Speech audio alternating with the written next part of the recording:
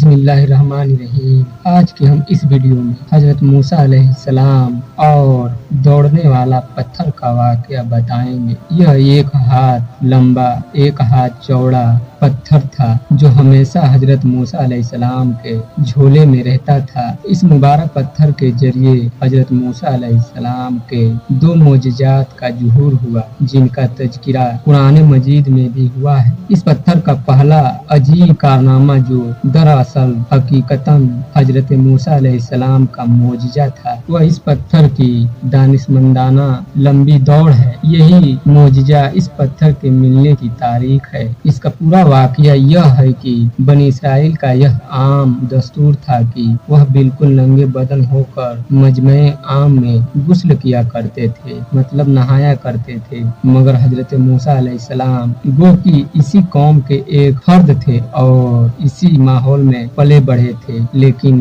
خداوند قدوس نے ان کو نبوت و رسالت کی عظمتوں سے سرفراز فرمایا تھا۔ اسی لیے آپ کی عصمت نبوت بھلا اس حیا سوج بے غیرتی کو کب گوارا کر سکی تھی۔ آپ بنی اسرائیل کی اس بے حیائی سے سخت نالا اور انتہائی بیزار تھے، اسی لیے آپ ہمیشہ یا تو تنہائی میں یا تہبند پہن کر غسل فرماتے تھے۔ بنی اسرائیل نے جب یہ دیکھا کہ آپ کبھی بھی ننگے ہو کر غسل نہیں فرماتے تو ظالموں نے آپ پر تہمت لگا دیا کہ آپ کے بدن کے اندرونی حصے میں یا تو برس کا سفید داغ یا کوئی ایسا عیب ضرور ہے کہ جس کو چھپانے کے لیے یہ کبھی برہنہ نہیں ہوتے، اور ظالموں نے اس تہمت کا اس قدر اعلان اور چرچا کیا کہ ہر کوچے و بازار میں اس کا پروپیگنڈا پھیل گیا۔ اس مکروہ تہمت کی سورس کا حضرت موسیٰ علیہ السلام کے قلب نازک پر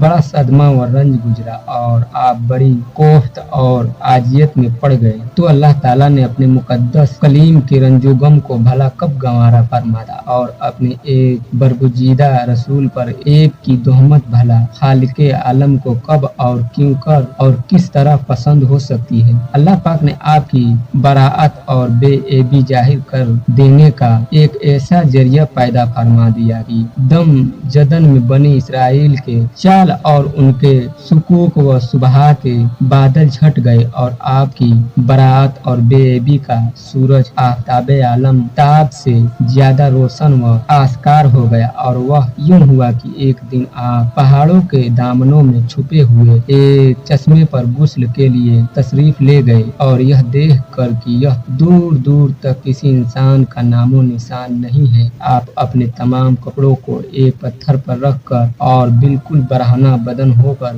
غسل فرمانے لگے، یعنی نہانے لگے۔ غسل کے بعد جب آپ لباس پہننے کے لیے پتھر کے پاس پہنچے تو کیا دیکھا کہ وہ پتھر آپ کے کپڑوں کو لیے ہوئے سرپٹ بھاگا چلا جا رہا ہے۔ یہ دیکھ کر حضرت موسیٰ علیہ السلام بھی اس پتھر کے پیچھے پیچھے دوڑنے لگے کہ یعنی یہ پتھر میرا کپڑا، ایک پتھر میرا کپڑا، مگر یہ پتھر برابر بھاگتا رہا یہاں تک کہ شہر کی بڑی بڑی سڑکوں سے گزرتا ہوا گلی کوچوں میں پہنچ گیا، اور آپ ابھی برہنہ بدن ہونے کی حالت میں برابر پتھر کو دوڑاتے چلے گئے۔ اس طرح بنی اسرائیل کے ہر چھوٹے بڑے نے اپنی آنکھوں سے دیکھ لیا کہ سر سے پاؤں تک آپ کے مقدس بدن میں کہیں بھی کوئی عیب نہیں ہے، بلکہ آپ کے جسم اقدس کا ہر حصہ حسن و جمال میں اس قدر نقطۂ کمال کو پہنچا ہوا ہے کہ عام انسانوں میں اس کی مثال تقریباً محال ہے۔ چنانچہ بنی اسرائیل کے ہر